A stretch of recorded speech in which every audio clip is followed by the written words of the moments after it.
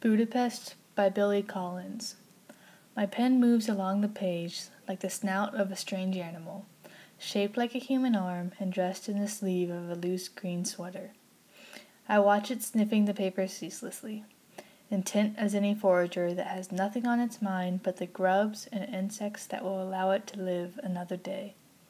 It wants only to be here tomorrow, dressed perhaps in a sleeve of a plaid shirt, nose pressed against the page, writing a few more dutiful lines while I gaze out the window and imagine Budapest, or some other city where I've never been. In the first two stanzas, I underlined the words that remind me most of personification and anamorphism. So, snout, a strange animal, sniffing, forager, and grubs and insects reminds me more of animals and the wildlife. So it makes me think of the pen and how it scavenges for an idea of writing. And shaped like a human arm and dressed in the sleeve of a loose green sweater reminds me more of the professional side of the pen and how even though it's searching wholeheartedly for an answer and for a great idea, the professional side of him knows what the reader wants and what the reader needs to know. In the third stanza, the first line reads, "It wants only to be here tomorrow." I underlined this line because it made me think of a sense of determination within the writer. Although he may not be the greatest writer at the moment, he is determined to prove himself and to improve his writing every single day and wants to get back to work and find ways to improve and become a better writer each and every day. I also underlined the word dutiful in the phrase, writing a few more dutiful lines. I mainly underlined this because dutiful makes me think of a necessity and important, and I thought of a writer's point of view compared to a reader's point of view. So a reader doesn't think about what the writer wants you to think usually. So in this case, it makes me think the writer has a plan for every single word and every single line in the poem, and has each line in the poem has an important need to it, but a reader, especially younger ones, just see lines as sometimes of no importance to the writing and believe that there's nothing there to begin with, but the reader needs to see that the writer writes everything in a specific order because he sees it as a necessity within his writing. The brackets at the bottom are covering or some other city where I have never been. And to the side it says separate reality from imagination. So the writer is imagining going to Budapest or some other city where he's never been, but in reality he has to work to get there first. And I found this mainly interesting because the title of the poem is Budapest, and that at first glance makes the reader think of a journey there, or that it's going to be a poem about Budapest, or what it would be like to go to Budapest, but it's none of those. It's about the writer and how he wants to move forward within his career and how one day he will be at Budapest or some other city like Budapest. I also underlined the phrase "where I have never been," which is the very last line of the poem. I underlined this mainly because it made me think of the success rate of the writer.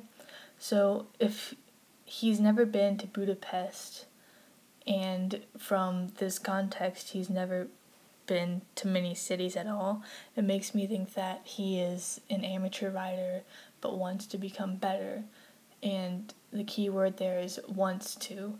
So his success rate at the moment might not be the best, but the determination he has and the inspiration he has to move forward brings upon the idea of him actually going to Budapest one day or some other exotic city to explore and become an even greater writer than he is today. The phrases of a loose green sweater and of a plaid shirt, which are both boxed in by the blue pin, contrast each other. So, of a loose green sweater brings upon the idea of a more casual attire that's not as professional, whereas a plaid shirt makes me think of a button-down, long-sleeved, professional look, which brings upon a more professional manner or idea of a career for the writer. So it just brings upon a contrast of the attire and how that affects what the reader could think of how the writer is progressing. The title Budapest implies a city in Hungary. It's an exotic place. It's a journey to go on, and it's like the opposite culture of where one assumes the writer is from. So one can predict that the poem will be about a journey or the exotic things the writer will experience on his way to a career in writing. To paraphrase the poem, writing is an experience that is separate from himself and his imagination. He does not like to use his imagination while writing. I consider the literary element of personification, but instead of focusing more on personification, I focus more on anamorphism. The pen seems as if it is morphing into a wild or strange animal. For instance, its need for writing poetry is like the need for an animal eating the grubs and insects that will allow it to live another day. Also, it sniffs the paper ceaselessly, intent as any forager, that portrays the pen as if it is a survival of the fittest and needs to survive in order to continue writing and having a good option of succeeding. In the poem Budapest, the attitude of the speaker or the tone of the speaker resembles a disconnected tone or a detached one, or even maybe a slightly whimsical one. I see the writer as someone who is upset that he hasn't reached his peak in writing, but I also see it as whimsical because he is hopeful for the future, especially when he says it wants only to be here tomorrow, as if tomorrow is a better day and there's always something more that he can do to improve. The shift is at the phrase, "while I gaze out the window." This emphasizes the disconnected tone within the poem and the two different roles that are in the poem. There's the pen, which is the more of the realistic role of the writer, while the actual writer looking out the window is more of a imaginative and the more whimsical look on life.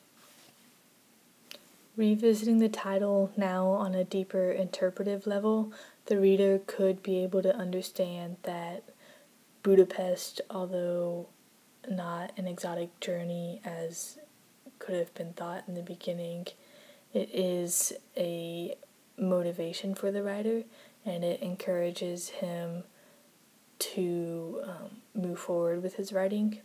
It could also be seen as like escape versus a journey. So Budapest is an escape from reality, and although he may never make the journey, it's his way of coping with his writing, and if it doesn't reach the potential he wants it to, he always has the escape to Budapest. The theme of this poem is reality versus imagination. The writer has to separate his imagination from the reality of his writing, so he has to imagine himself in Budapest in order to write his writing. Also, a recurring theme is his mind was moving so fast that not even his pen could keep up. The speaker uses anamorphism to create the frankness of the writer and his worries of the near future. The pen is described as sniffing the paper ceaselessly, intent as any forager. The words sniffing and ceaselessly create a frantic aura around the pen and the writer, and it brings upon the idea of the writer being nervous about his oncoming tasks and the many obstacles he may face. So he wants to find the necessities needed in order to survive, just like a forager would do.